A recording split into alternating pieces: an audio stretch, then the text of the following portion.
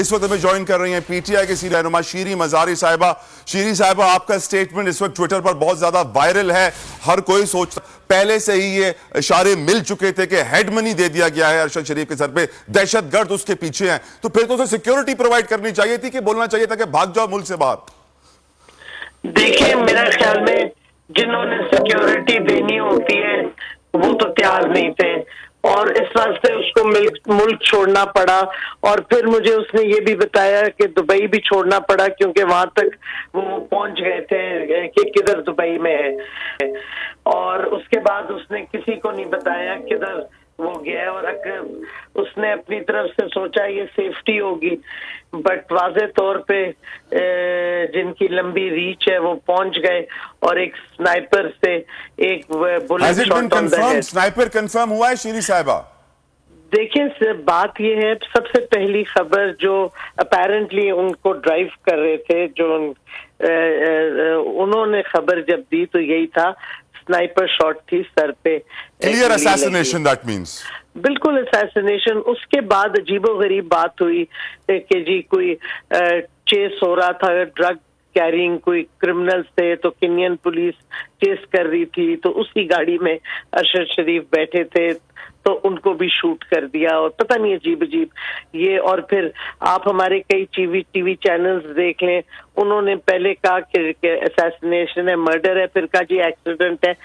ये कोई मानने वाली बात नहीं है, ना कोई मानेगा। ये टारगेट किलिंग है, ये मर्डर है।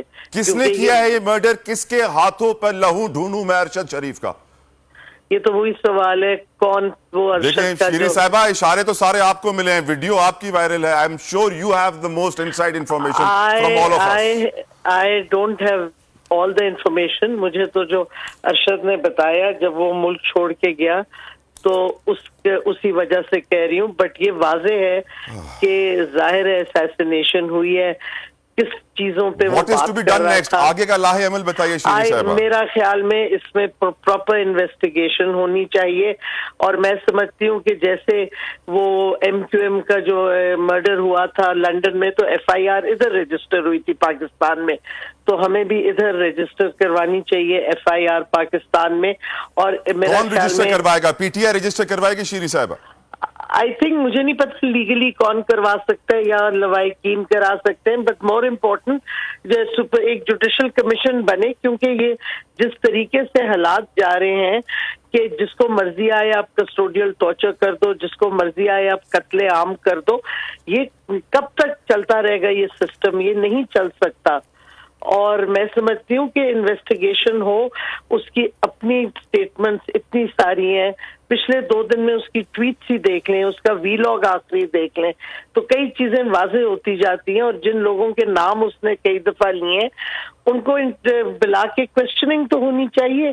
कोई कानून के अबव नहीं होना चाहिए, मतलब है सारी चीजें इन्वेस्टिगेट होनी चाहिए। कोई कानून से ऊपर नहीं होना चाहिए, but sadly Sheeri Sahiba we see such situations all the time. Thank you Sheeri Sahiba, आपने अपना कीमती वक्त हमें दिया। एक बार फिर नंबर 1 बोल न्यूज ने एक बार फिर सारे रिकॉर्ड तोड़ दिए। 8 दिन के अंदर अंदर लॉन्ग मार्च का ऐलान हो जाएगा। इलेक्शन पे तवज्जो करते और इसके बाद जो है हम इसको निपटेंगे। बोल का प्रोग्राम नेशनल डिबेट 11 बजे की स्लॉट में सबसे ज्यादा देखा गया। बंद गली में तो नहीं फंस गए हैं कि फाइनल कॉल की अनाउंसमेंट ही नहीं होके दे रही? वो बंद गली पहुंचते पहुंचते वजीर आज़म की कुर्सी तक पहुंच गए। 68% सार्वजनिक ने सिर्फ बोल देखने का इंतखाब किया क्योंकि बोल है नंबर 1। सबसे बड़ी कवरेज, सबसे बड़े पैनलिस्ट, हमने तो बड़ी PMLN के वार सहे, वो भी बिला वजह। सबसे ज्यादा रिपोर्टर्स। इलेक्शन कमीशन की जानिब से कोई इंतजाम इतने अच्छे तरीके से नहीं किए गए। बोल की रिवायत, सबसे पहला नतीजा। अहम खबर है बहावल नगर भी कप्तान का, PTI कामयाब, मुकम्मल गैर हतमी गैर सरकारी नतीजा सिर्फ बोल न्यूज पर। लम्हा बा लम्हा इलेक्शन की खबर सिर्फ बोल पर। सब्सक्राइब करें और बेल दबाएं ताकि कोई खबर रह न जाए।